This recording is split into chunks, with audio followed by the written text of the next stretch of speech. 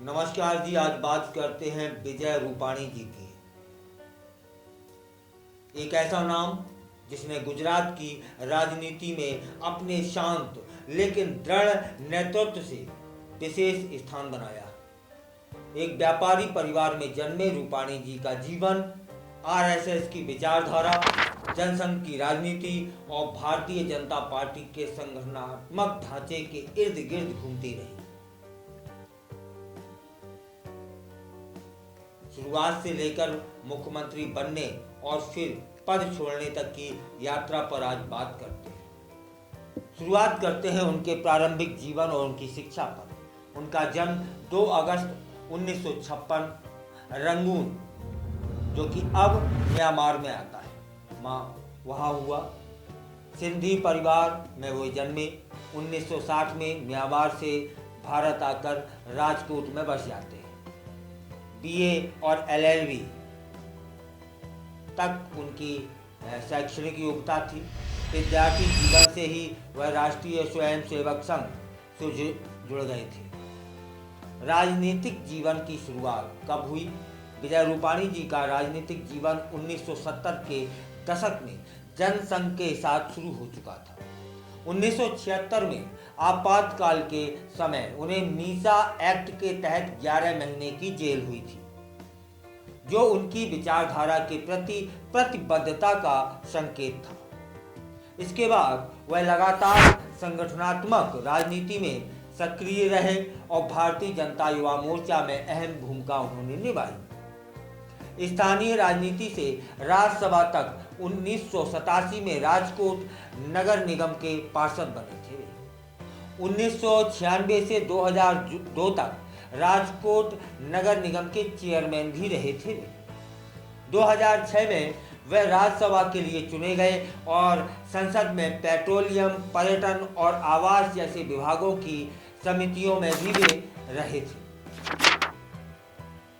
2014 में उन्होंने राजकोट पश्चिम विधानसभा सीट से उपचुनाव जीता।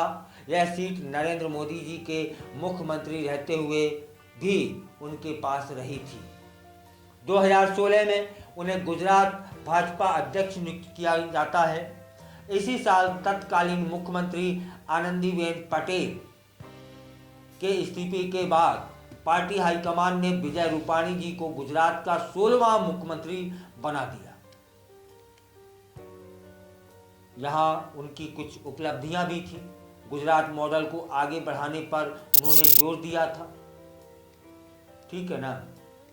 और इसको आगे बढ़ाते हैं कि जब कोविड-19 महामारी आई थी, उस समय कुछ आलोचना भी उन्हें झेलने को देखने को मिली, लेकिन राज्य प्रशासन ने स्वास्थ्य सुविधाओं का विस्तार किया।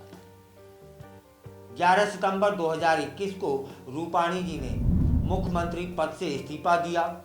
वह भारतीय जनता पार्टी की गुजरात में लीडरशिप रिशफल की रणनीति का हिस्सा था। उनके स्थान पर भूपेंद्र पटेल जी को मुख्यमंत्री बनाया गया, जो रूपाणी जी के निकट सहयोगी रहे थे। अब उनकी छवि पर भी एक नजर डालते हैं। उन्हें एक शांत, संगठनात्मक और पार्टी के प्रति वफादार नेता के रूप में हमेशा देखा जाता रहा। उनके आलोचकों का कहना है कि वे करिश्माई नेता नहीं हैं, लेकिन संगठन और प्रशासन की समझ उनमें बहुत गहरी थी। कोविड-19 की दूसरी लहर के दौरान सरकार की तैयारियों को लेकर उन्हें विपक्ष और नागरिक समाज की आलोचना भी सहनी पड़ी। इस्तीफे के बाद से विजय रूपाणी जी सक्रिय राजनीति से थोड़ा पीछे हट गए थे, लेकिन पार्टी संगठन और चुनावी रणनीति में उनकी सलाह ली जाती रही। 2024 के बाद चर्चा है कि उन्हें किसी राज्यपाल पद या संगठनात्मक पद की जिम्मेदारी दी जा सकती थी। इसी बीच विमान दुर्घटना में हम सभी ने एक प्रतिभावान और शांत स्वभाव के बुद्धिजीवी नेता हम सब ने खो दिया।